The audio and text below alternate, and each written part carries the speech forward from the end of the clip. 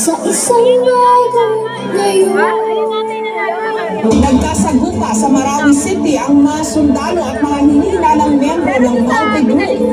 Nagkasagupa ang tropa ng militar at Mounted Group sa Marawi City.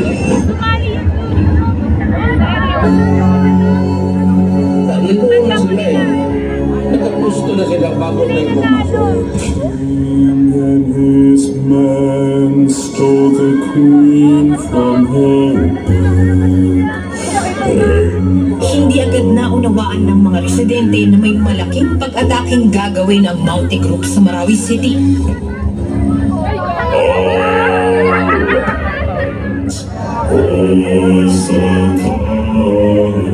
Oh, hell no!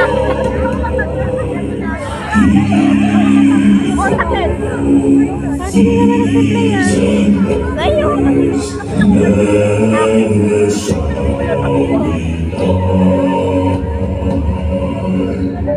Ito aking tula ay inialay ko po sa lahat ng kasama ko na sundalo na nagbuwis ng buhay. Lumalaban sa kapayapaan, katahimikan at seguridad ng ating bansa. Lalo na sa Marawi City. Ako ay Pilipino. Ako ay isang sundalo. Ilingkod ng tapat sa mga tao na hindi natulog niyo sa gabi. Kami naman ay gising nakabantay sa inyo. Inialay ang buhay, makapagbigay lang ng serbisyong tunay at totoo para sa inyong bayan at sa buong mundo. Musliman o Kristiyano, anuman ang relihiyon mo, tayo ay magkaisa para sa matibay na pananampalataya ng ating bansa. Bilang sundalo, bilang sundalo, bilang sundalo, ipagpatuloy ang mabuti. Babalik na si Papa sa Marawi.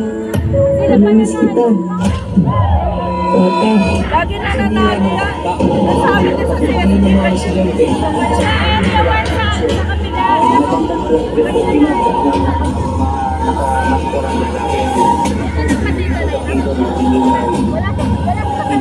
Kwento sa loob ng Marawi.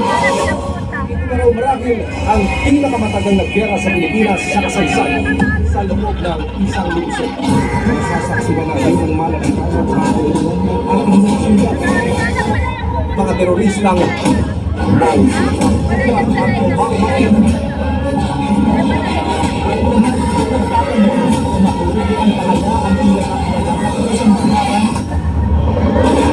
Itigil mo ang ingay. Tama na ang tutuan. Itigil mo ang tignan. ay tingin mo kasi marami na ang soldado dito.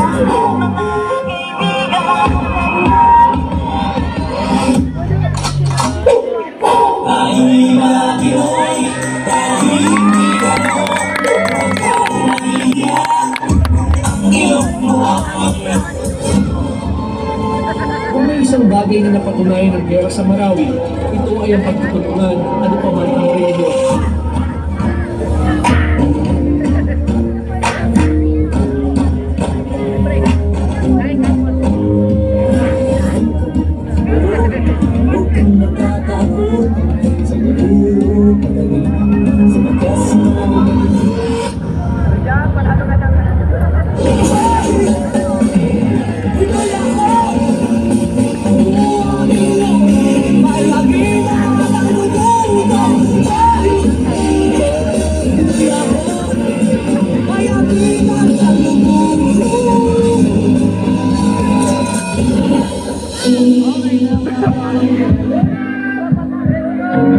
Papa, sinulat ko to para sabihin bukas po ay makapag-graduate na po ako.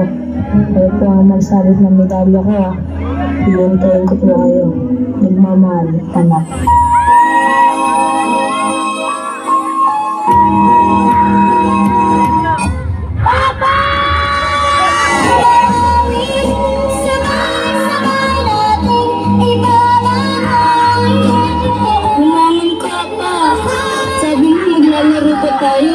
Sabi mo, uuwi ka.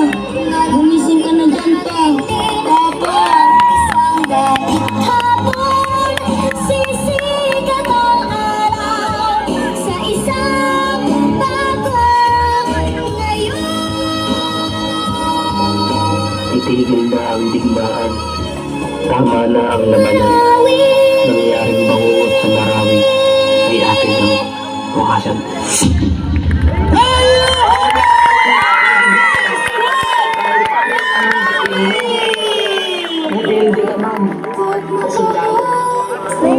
Pilipino pa rin ang kalaban mo. Marami darating din ang isa.